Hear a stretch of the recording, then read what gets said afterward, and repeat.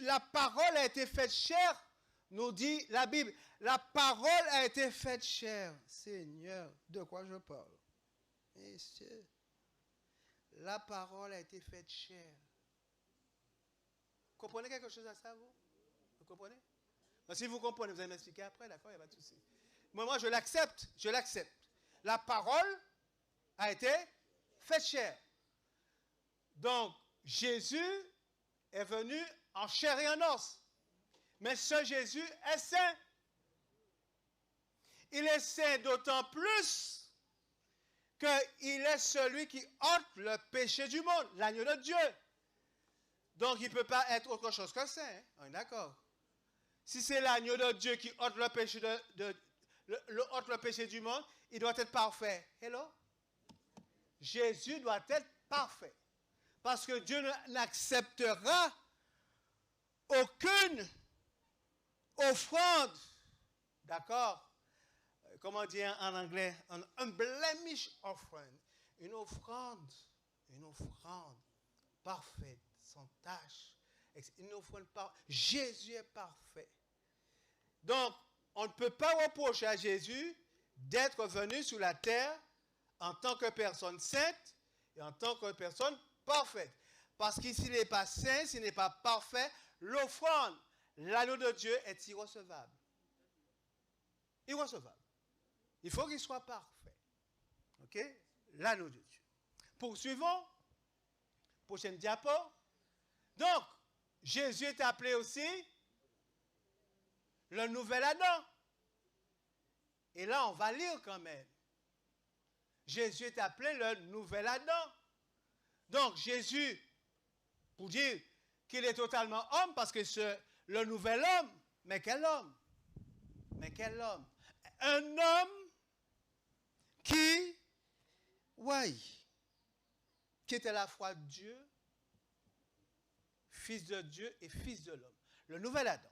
On va lire en Corinthiens 15, versets 45 à 48 quand même. Un Corinthiens 15. Et on va encore découvrir des choses sur ce Jésus. Un Corinthiens 15, 45 à 48 nous dit les paroles suivantes. C'est pourquoi il est écrit, le premier Adam devint quoi? Une âme vivante. Devint quoi? Ou encore, donnez-moi un autre synonyme, devient un être vivant. OK? Une âme vivante, un être vivant. Le dernier Adam est devenu quoi? Un esprit vivifiant. Donc, vous avez le premier Adam qui est un être vivant, le dernier Adam qui est un esprit vivifiant. Et il est dit au verset 46 que ce qui est spirituel n'est pas le premier. Hello. Donc le premier Adam, dans sa nature pécheresse, n'est pas spirituel. Hello. Il est charnel. Vous êtes conscient que vous et moi, nous sommes charnels. Vous le saviez. Je ne vous apprends rien. D'accord? Le premier n'est pas spirituel. Ce qui est animal, c'est ce qui est animal. Ce qui est spirituel vient ensuite. Le premier homme tiré de la terre est terrestre. Le second homme est du ciel. Et au verset 48, tel est le terrestre, tels sont aussi les terrestres, tel est le céleste, tels sont aussi les célestes. En d'autres termes, il y a une différence. Hello. Entre moi et Jésus. Il est spirituel et céleste. Et moi, je suis terrestre,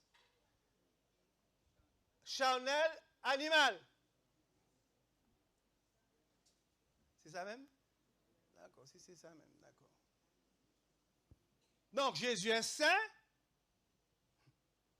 dans sa nature humaine. Jésus est aussi céleste. Jésus est aussi spirituel. Tout ce que je ne suis pas. Et pourtant, il est nature humaine. Ça va? On est toujours ensemble? On ne s'est pas encore perdu? Très bien, si on ne s'est pas encore perdu. Jésus est le nouvel Adam. Jésus est l'enfant saint. Jésus est le sauveur de l'humanité. Jésus est l'agneau de Dieu qui ôte le péché du monde. Amen. Amen, Seigneur. Tu as accepté que ton Fils vienne en chair et en os, tout en gardant sa sainteté, tout en gardant sa célestialité. J'aime le mot. D'accord? Et sa spiritualité. Tout ce que je ne suis pas. OK? Prochaine diapo. Oh là. Très bien. Ellen White va dire, je vais le lire par ici puisque je ne vais pas voir. Ellen White va dire en 1848, révélation de Dieu à Ellen White par le biais de l'inspiration. OK? Il n'est pas correct de dire, comme beaucoup ont dit, que Christ était comme tous les enfants. Ça, on l'a vu dans la Bible. Hein? Hello. Est-ce qu'on l'a vu dans la Bible? Que Jésus est saint. D'accord? Jésus. On l'a vu dans la Bible, rassurez-moi. D'accord, très bien. Très bon. On a vu qu'il est céleste aussi. D'accord? D'accord? Son inclination à ce qui est droit était une constante gratification pour ses parents. Il était un exemple de ce que tous les enfants peuvent s'efforcer d'être. Personne, en regardant son visage d'enfant resplendissant d'animation, n'aurait pu dire que le Christ était juste comme les autres enfants. Jésus était juste, pas comme les autres enfants, parce que Jésus était saint. J'ai 2 filles. À aucun moment de ma vie, j'ai dit que mes filles étaient dans une constante gratification pour moi. Tu sais pourquoi? Est-ce que c'est parce que ce sont mes filles? Mais si mes filles étaient nées par l'opération du Saint-Esprit, mon cher, ah ouais, ça aurait été des filles saintes. Amen. Mais ce n'est pas le cas. Ils ont un papa imparfait. Donc, elle indique que les enfants n'ont pas une inclination innée à faire du service pour Dieu. Les enfants ne sont pas inclinés directement. L'homme n'est pas incliné à faire le bien. Nous sommes plus dans l'inclination à faire le mal. Vous n'avez qu'à regarder un bébé, pas vrai? Qu'à regarder un enfant, pas vrai? Ok. Mais le Christ, c'était différent. Fils de l'homme. Donc, le Christ, et ça qui est important, le Christ avait notre nature déchue parce qu'il est venu en chair et en os, mais il n'avait pas notre nature corrompue. Donc, il n'était pas un pécheur. Il était, mon Dieu, il était un être humain sans être un pécheur. Hello. Hello. OK? Hello. Il était saint sans être un pécheur. Il était humain tout en étant céleste. Il était le nouvel Adam. Ça va? Messieurs, je sens que je... Ah ouais, je sens. Non, attendez la suite du discours. Attendez la suite du discours. Parce que beaucoup de gens disent que le Christ était identique à toi et à moi. Jésus, et on va l'expliquer, Jésus était pleinement humain avec la sainteté de Dieu, avec la célestialité, avec la spiritualité que moi je n'ai pas. Je suis incliné vers le mal. Mais le Christ n'avait aucune inclinaison vers le mal. Sinon, il ne serait pas saint. Le pécheur est incliné vers le mal. Ça va? Le pécheur est incliné là. Donc, l'incarnation est un mystère, la combinaison entre la divinité, ok, ainsi de suite. Donc, voilà la déclaration d'Ellen White. Mais vous noterez avec moi qu'elle ne peut pas dire autrement que ce qui est dans la Bible. On est d'accord? Elle ne peut pas dire autrement. Le prophète doit être en conformité avec la parole de Dieu. Ça va? Ça va. Vous n'êtes pas trop embêtés que Jésus soit saint, non? Ça va? Hein? On n'est pas trop embêtés. On n'est pas trop embêtés qu'il n'est pas totalement comme nous. Tu n'es pas trop embêté, ça va? Non, ça ne t'embête pas. D'accord. Parce que certains, ça les embête. Ça les embête. Ça les embête énormément. On verra ça cet après-midi. Pourquoi ça les embête? Je dis pourquoi ça les embête.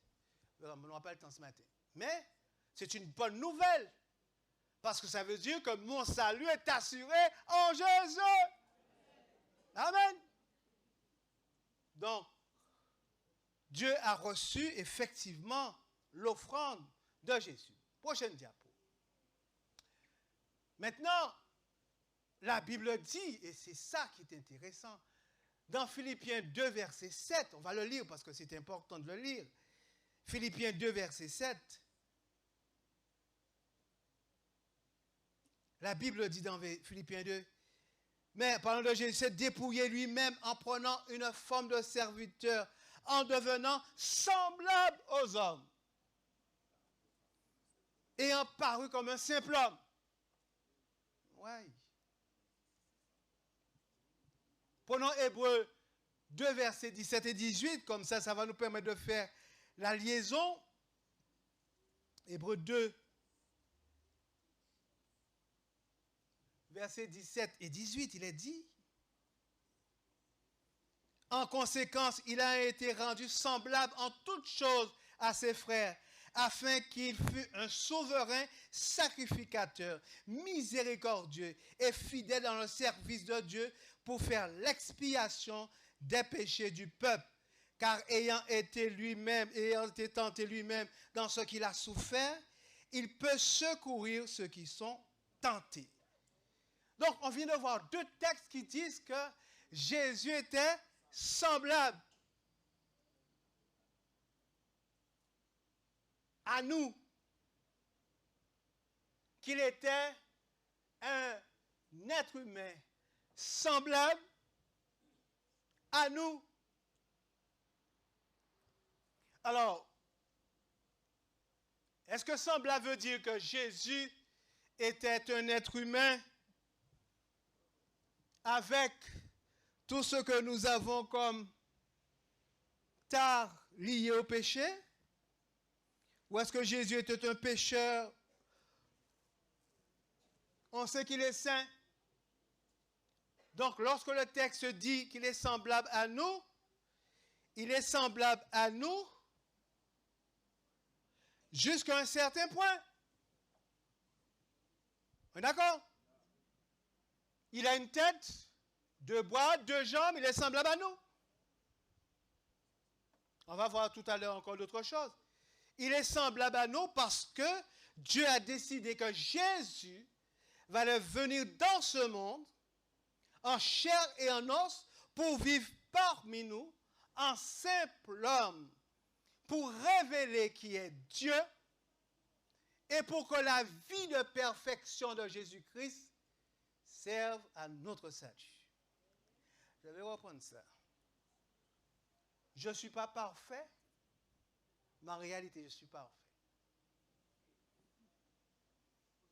Je suis passé, mais en réalité, je suis saint. Tu sais pourquoi? C'est parce que la vie parfaite de Jésus, en acceptant Jésus, tu acceptes la vie parfaite de Jésus-Christ. Amen? Ouais. Je ne suis pas parfait. Mais je peux dire qu'en Jésus, j'ai la perfection. Puisque tu ne peux pas me condamner. Hello? Tu ne peux pas me condamner parce que je suis en Jésus.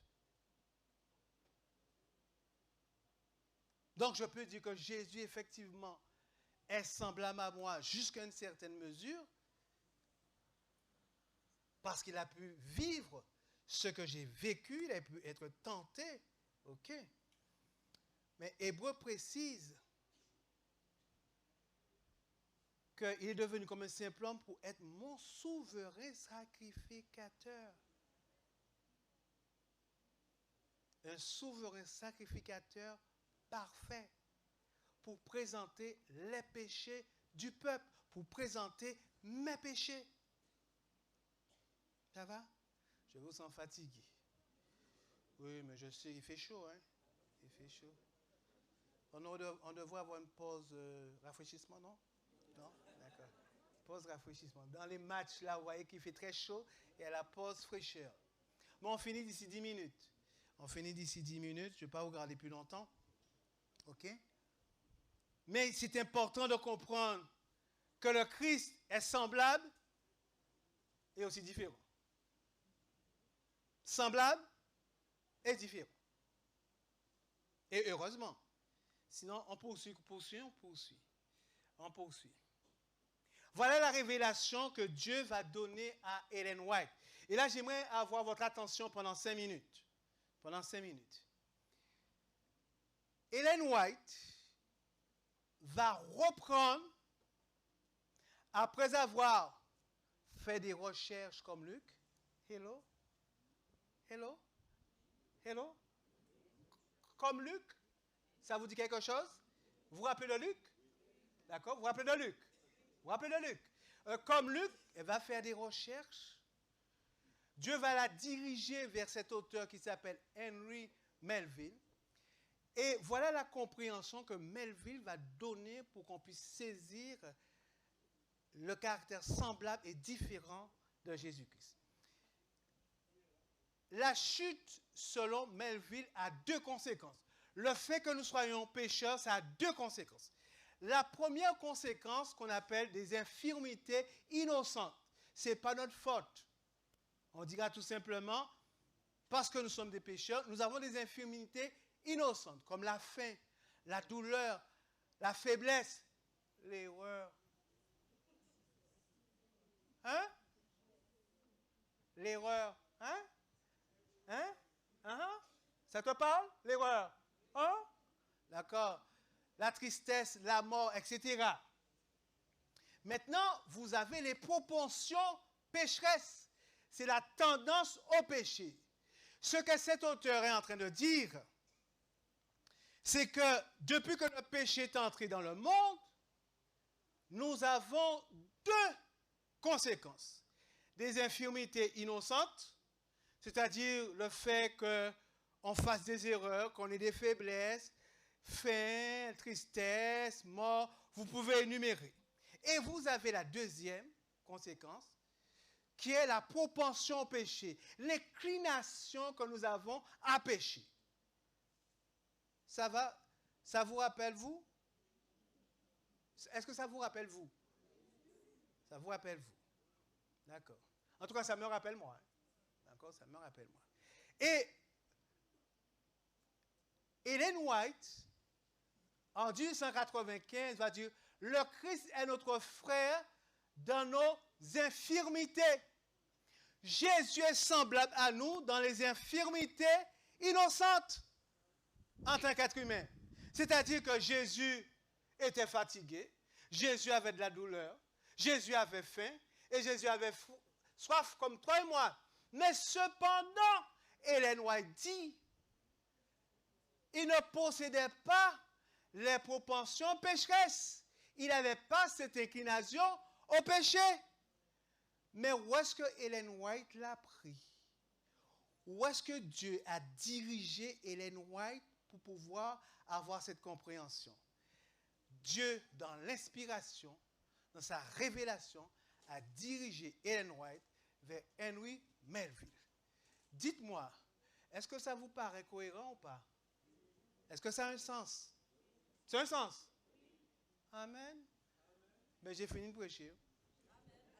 Ah, j'ai fini, hein? Ah, j'ai plus rien à dire. Si c'est un sens, nous saisissons le sens de cela.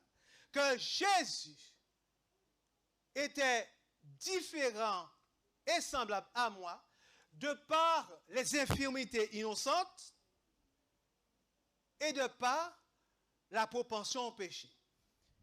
Infirmité innocente, comme moi, il a faim, il a soif, il est fatigué, il est triste, mais il n'a pas cette inclination au péché, cette propension au péché avec laquelle vous et moi, nous avons pris naissance. Ça va? Est-ce que ça va? Ça, c'est le rôle du prophète. Ça va? Ah, je vous sens réveillé maintenant. Cette déclaration a réveillé plus d'un. Cette déclaration a réveillé plus d'un. Poursuivons. Puisqu'il me reste 2 petites minutes. Ouais. 2 petites minutes, je crois que c'est l'avant-dernière diapo. Ah ben ça tombe bien, magnifique. Merci Seigneur.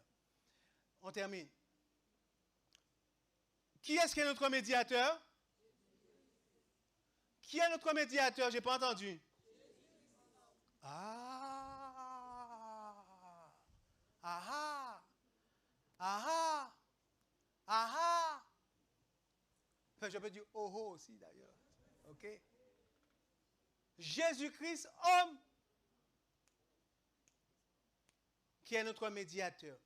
Pour vous remettre dans le contexte du sanctuaire, le souverain sacrificateur représentait le peuple. Ça vous parle? C'est lui qui a porté les péchés du peuple. Le prophète représente Dieu. Il parle au nom de Dieu. On est d'accord? Donc Jésus-Christ devait absolument, dans le contexte du sanctuaire, venir comme un homme pour qu'il soit le médiateur. 2 Timothée 2, verset 5 dit que Jésus est le Jésus-Christ, homme est le médiateur. Ça va? Est-ce que vous réalisez, est-ce que nous réalisons le sacrifice que Dieu a consenti? Est-ce que vous réalisez le sacrifice que Dieu a consenti? Ouais. Oh, on m'a dit qu'il ne faut pas marcher trop. D'accord? Ok? Est-ce que vous réalisez ce que Dieu a fait pour que toi et moi nous soyons sauvés, que nous puissions avoir un souverain sacrificateur qui en quelque sorte vienne de nos rangs, un homme, pour représenter la race humaine. Enfin, le terme race, on n'utilise plus, excusez-moi. L'humanité. D'accord? Oui, puisque ça n'utilise plus ça. D'accord? Et pour terminer, j'aimerais que vous puissiez réaliser tout au fond de la chose ce que Dieu a fait. 2 Corinthiens 5, verset 21. Quelqu'un me lit ce verset. Et nous terminons avec ça. 2 Corinthiens 5, verset 21. 2 Corinthiens 5, verset 21. Quelqu'un peut lire pour moi? Quelqu'un peut lire pour moi? Il y a un volontaire pour qu'on puisse... Oui, il y a un... Oui, ah, d'accord, oui, vas-y.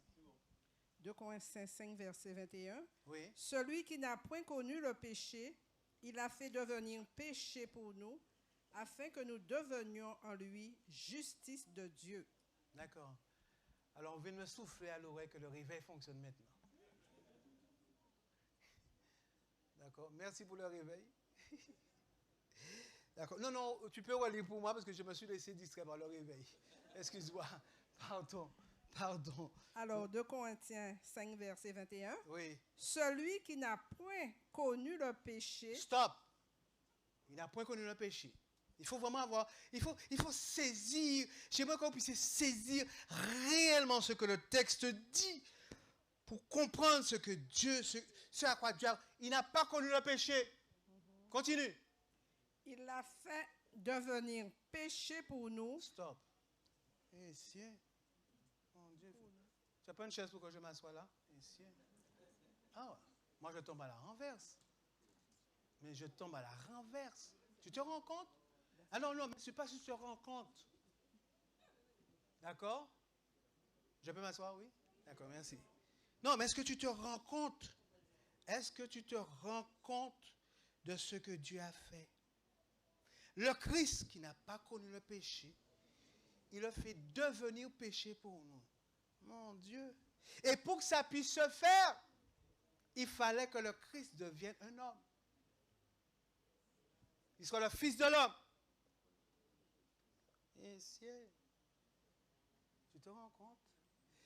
Pour vraiment saisir ça, il faut avoir à l'esprit que Dieu a en horreur le péché. Sous toutes ses formes. Il a en horreur le péché. Et il accepte que son fils devienne un homme pour qu'il soit péché. Continue la lecture, merci. Afin que nous devenions en lui justice de Dieu. Voilà. Afin que nous devenions justice de Dieu. C'est nous qui avons accepté Jésus, la justice de Dieu. On dit oui, les voilà. Les voilà. Ils ont accepté. C'est ça ma justice.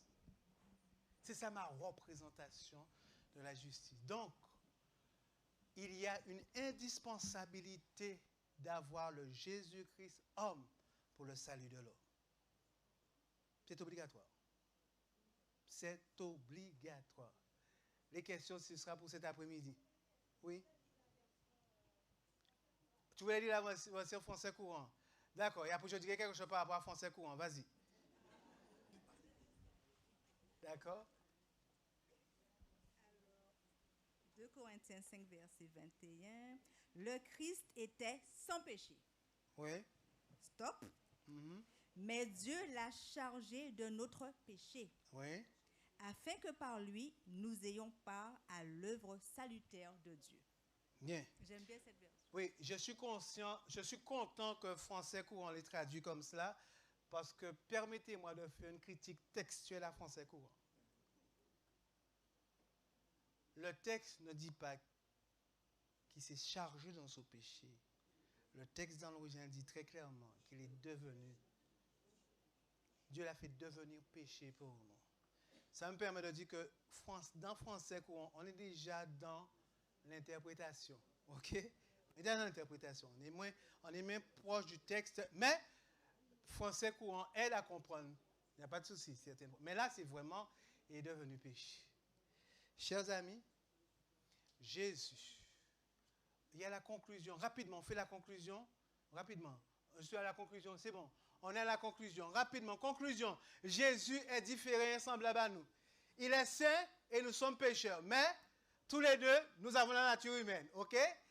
Il est de l'incarnation, nous sommes de la procréation, mais nous avons les deux la nature humaine. Il est céleste, nous sommes terrestres, mais nous avons tous les deux la nature humaine. Il avait les infirmités innocentes et nous avons les infirmités innocentes et les proportions pécheresses, mais nous avons tous les deux la nature humaine. Il est le sauveur, le médiateur, et nous sommes les sauvés. Nous avons tous les deux la nature humaine. Il fut tenté, mais n'a jamais péché. Nous sommes tentés, nous péchons, et nous avons tous les deux la nature humaine. Il est devenu péché alors que le péché est inné en nous, mais nous avons tous les deux la nature humaine. Prions ensemble. Éternel notre Dieu, nous voulons te remercier pour Jésus, le Jésus-Christ, homme. Ah ouais, Seigneur. Là, tu nous as montré de façon tangible ton amour pour l'humanité. Et tu as montré à quel point tu souhaites et tu veux nous sauver. Jésus est semblable et différent de nous, mais c'est pour notre salut.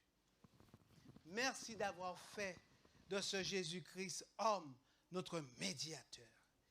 Et aujourd'hui, Père, nous voulons te dire que nous l'acceptons.